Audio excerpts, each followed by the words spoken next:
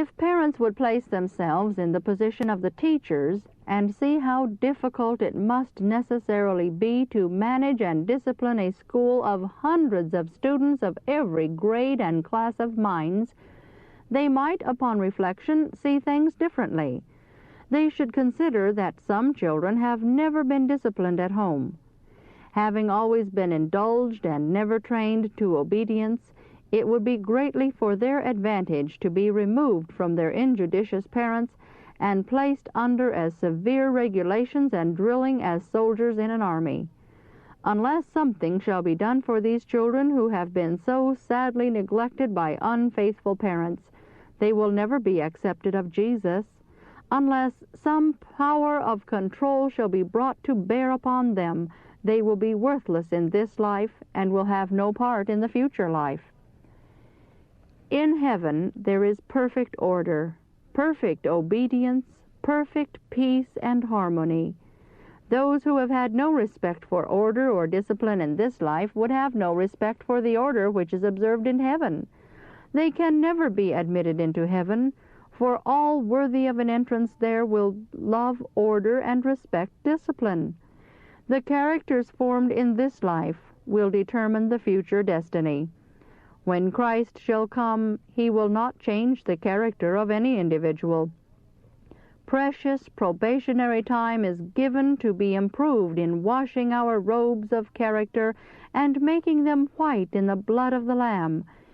To remove the stains of sin requires the work of a lifetime. Every day renewed efforts in restraining and denying self are needed. Every day there are new battles to fight and victories to be gained. Every day the soul should be called out in earnest pleading with God for the mighty victories of the cross. Parents should neglect no duty on their part to benefit their children. They should so train them that they may be a blessing to society here and may reap the reward of eternal life hereafter. Chapter 9.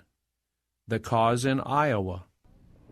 I have been shown that the cause in Iowa is in a deplorable condition.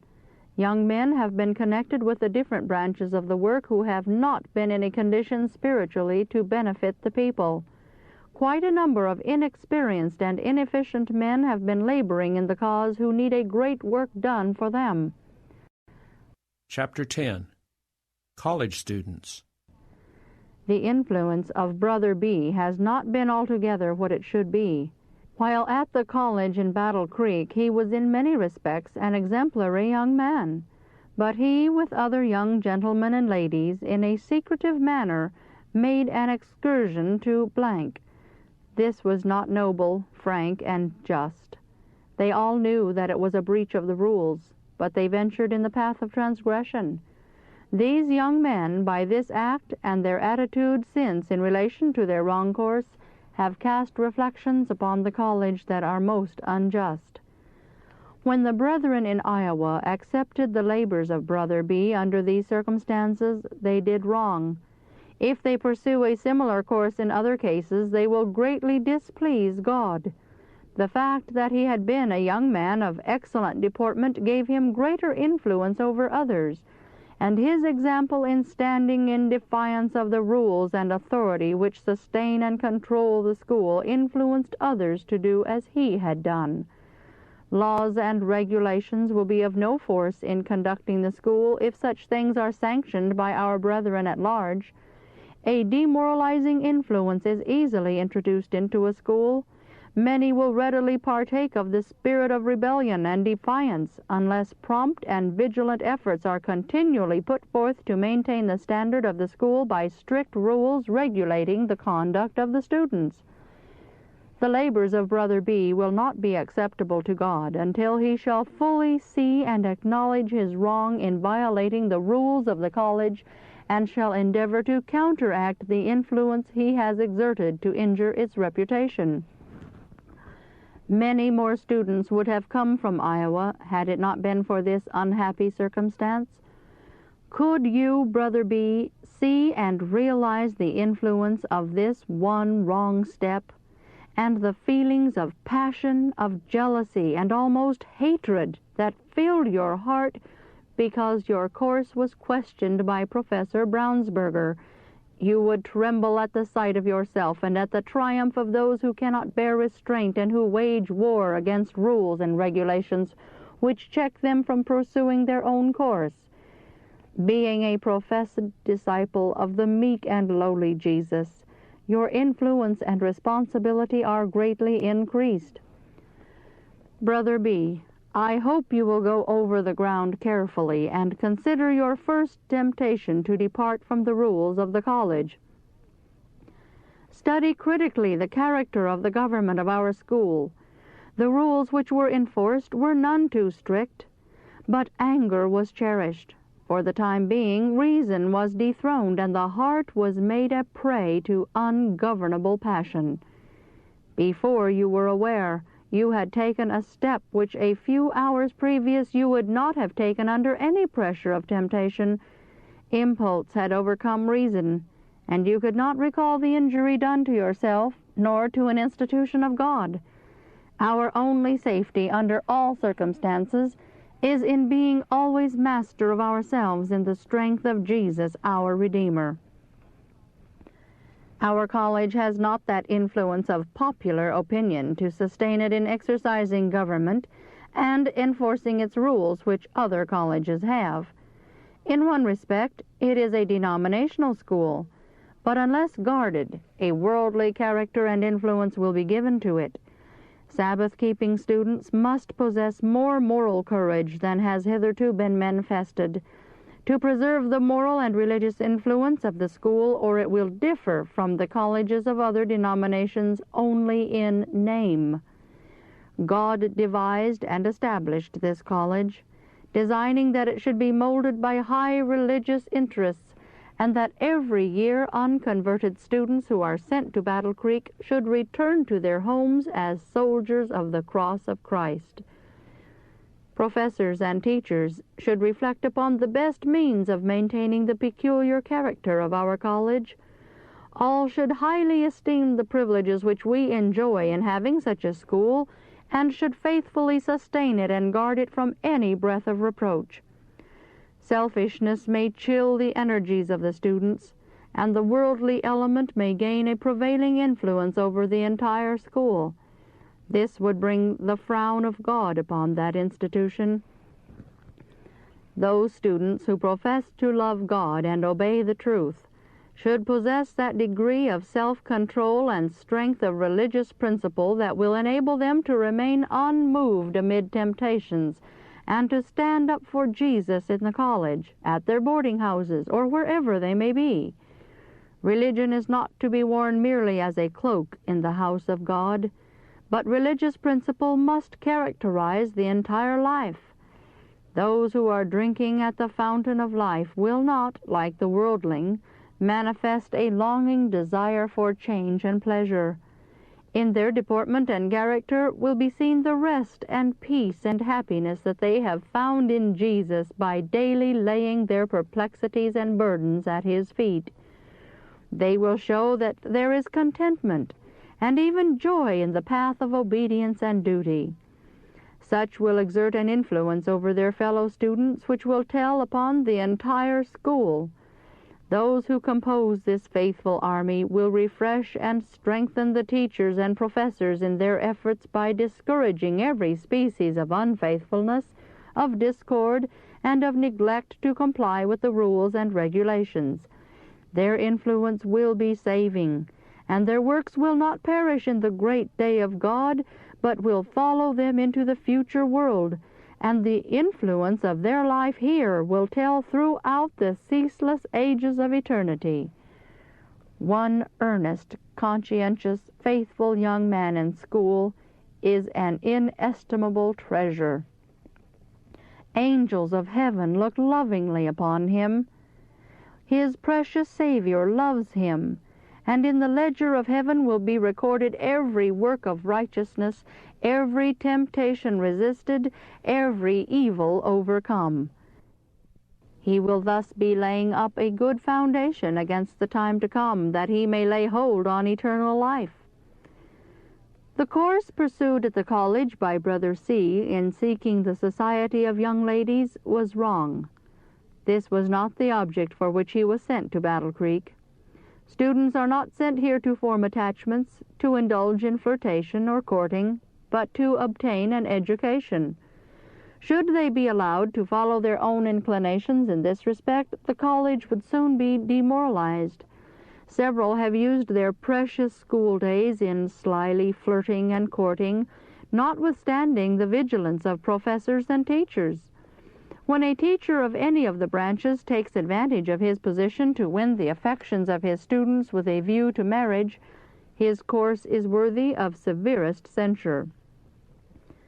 The influence of the sons of Brother D. and of several others from Iowa, also that of Mr. E. of Illinois, has been no benefit to our school. The relatives and friends of these students have sustained them in casting reflections upon the college. The sons of Brother D. have ability and aptness, which is a source of gratification to the parents. But when the ability of these young men is exerted to break down the rules and regulations of the college, it is nothing that should excite pleasure in the hearts of any. The paper containing that apt and sharp criticism concerning one who teaches in the college will not be read with such gratification in the day when every man's work shall pass in review before God. Brother and Sister D. will then meet a record of the work they did in giving their son poorly concealed justification in this matter. They must then answer for the influence they have exerted against the school, one of God's instrumentalities, and for making the colored statements which have prevented youth from coming to the college where they might have been brought under the influence of truth. Some souls will be lost in consequence of this wrong influence. The great day of God's judgment will unfold the influence of the words spoken and the attitude assumed. Brother and Sister D. have duties at home which they have neglected. They have been drunken with the cares of this life. Work and hurry and drive are the order of the day, and their intense worldliness has had its molding influence upon their children, upon the church, and upon the world. It is the example of those who hold the truth in righteousness which will condemn the world. Upon Christian youth depend in a great measure the preservation and perpetuity of the institutions which God has devised as means by which to advance His work. This grave responsibility rests upon the youth of today who are coming upon the stage of action.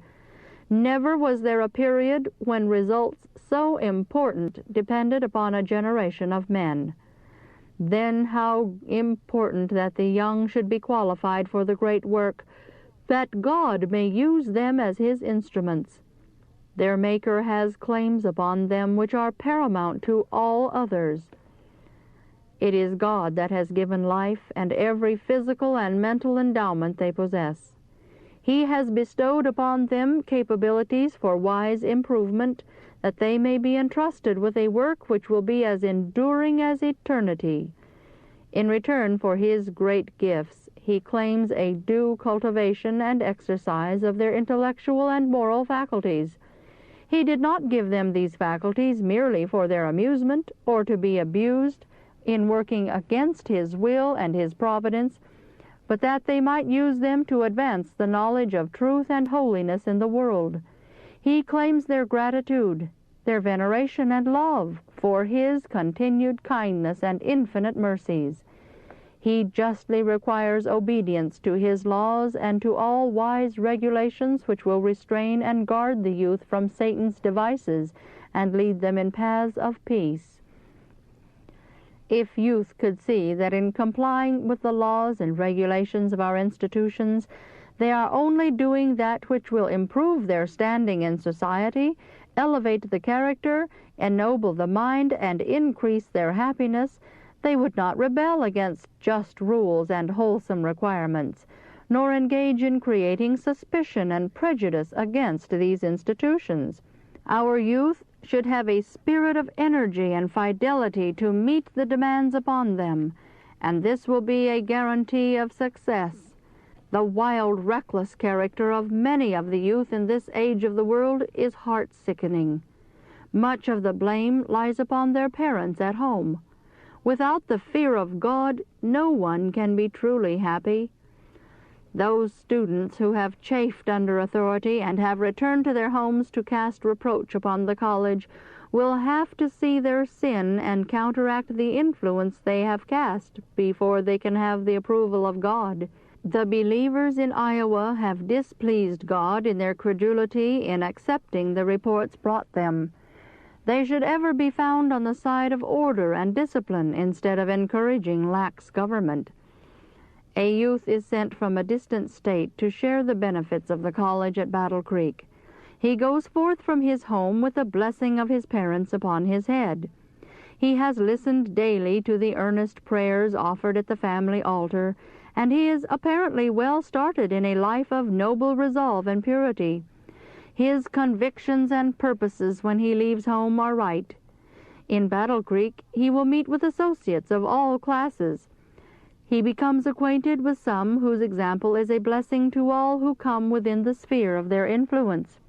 Again, he meets with those who are apparently kind and interesting, and whose intelligence charms him, but they have a low standard of morality and no religious faith.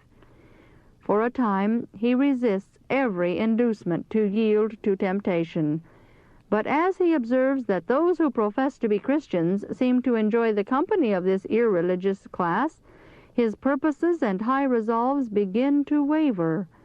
He enjoys the lively sallies and jovial spirit of these youth, and he is almost imperceptibly drawn more and more into their company. His stronghold seems to be giving way. His hitherto brave heart is growing weak. He is invited to accompany them for a walk, and they lead him to a saloon. Oysters or other refreshments are called for, and he is ashamed to draw away and refuse the treat. Having once overstepped the bounds, he goes again and again. A glass of beer is thought to be unobjectionable, and he accepts it. But still, withal, there are sharp twinges of conscience. He does not openly take his stand on the side of God and truth and righteousness. The society of the sly, deceptive class with which he is associated pleases him, and he is led a step further. His tempters urge that it is certainly harmless to play a game of cards and to watch the players in a billiard hall, and he yields repeatedly to the temptation. Young men attend our college who, unsuspected by parents or guardians, hang about saloons, drink beer, and play cards and games in billiard halls. These things the students try to keep a profound secret among themselves, and professors and teachers are kept in ignorance of the satanic work going on.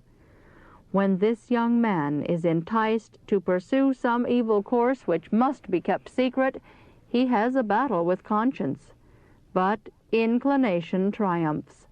He meant to be a Christian when he came to Battle Creek, but he is led steadily and surely in the downward road. Evil companions and seducers found among the youth of Sabbath-keeping parents, some of them living in Battle Creek, find that he can be tempted, and they secretly exult in their power and the fact that he is weak and will yield so readily to their seductive influences. They find that he can be shamed and confused by those who have had light and who have hardened their hearts in sin. Just such influences as these will be found wherever youth associate together. The time will come when that young man who left his father's house pure and true with noble purposes will be ruined. He has learned to love the evil and reject the good. He did not realize his danger, not being armed with watchfulness and prayer. He did not place himself at once under the guardian care of the church. He was made to believe that it was manly to be independent, not allowing his liberty to be restricted. He was taught that to ignore rules and defy laws was to enjoy true freedom, that it was slavish to be always fearing and trembling lest he do wrong. He yielded to the influence of ungodly persons who, while carrying a fair exterior, were practicing deception, vileness, and iniquity. And he was despised and derided because he was so easily duped. He went where he could not expect to find the pure and the good. He learned ways of life and habits of speech which were not elevating and ennobling. Many are in danger of being thus led away imperceptibly until they become degraded in their own estimation. In order to gain the applause of the heartless and ungodly, they are in danger of yielding the purity and nobleness of manhood and of becoming slaves to Satan. Chapter 11. Young Ministers. I have been shown that Iowa will be left far behind other states in a standard of pure godliness if young men are permitted to have influence in her conference while it is evident that they are not connected with God. I feel it to be a most solemn duty resting upon me to say that Iowa would be in a better condition today if Brethren F and G had remained silent. Not having experimental godliness themselves, how can they lead the people to that fountain with which they themselves are unacquainted? A prevailing skepticism is continually increasing in reference to the testimonies of the Spirit of God, and these youth encourage questionings and doubts instead of removing them, because they are ignorant of the spirit and power and force of the testimonies. While thus unsanctified in heart, their labor can do the people no good. They may apparently convince souls that we have the truth, but where is the Spirit and power of God to impress the heart and awaken conviction of sin? Where is the power to carry the convicted forward to an experimental knowledge of vital godliness? They have not a knowledge of this themselves. Then how can they represent the religion of Christ? If young men would enter the field, in no wise discourage them, but first let them learn the trade. Brother G might have united his efforts with those of the physicians at the sanitarium, but he could not harmonize with them. He was too self-sufficient to be a learner. He was puffed up and egotistical. He had just as good a prospect as other young men, but while they were willing to receive instruction and to occupy any position where they could be of the greatest service, he would not adapt to himself to the situation. He thought he knew too much to occupy a secondary position. He did not commend himself to the patients. He was so overbearing and dictatorial that his influence could not be tolerated in the sanitarium. He was not lacking in ability, and had he been willing to be taught, he might have gained a practical knowledge of the work of a physician. Had he preserved his spirit in meekness of humility, he might have been made a success. But natural defects of character have not been seen and overcome. There has been a disposition on his part to deceive, to prevaricate. This will destroy the usefulness of anyone's life, and would certainly close to him the doors of the ministry. The strictest veracity should be cultivated, and all deception shunned as one would shun the leprosy. He has felt embarrassed because of his diminutive stature. This cannot be remedied, but it is within his power to remedy his defective character if he will. Mind and character may, with care, be molded after the divine pattern. It is the true elevation of the mind, not an affectation of superiority, that makes the man. The proper cultivation of the mental powers makes man all that he is. These ennobling faculties are given to aid in forming character for the future immortal life. Man was created for a higher, holier state of enjoyment than this world can afford. He was made in the image of God for high and noble purposes, such as engage the attention of angels. The youth of today do not generally think deeply or act wisely. Were they aware of the dangers besetting their every step, they would move cautiously and escape many snares that Satan has prepared for their feet. Be careful, my brother, not to appear what you are not. Gilded imitation will be readily distinguished from the pure metal. Examine with the greatest care not only yourself, but the position which each one of your family occupies.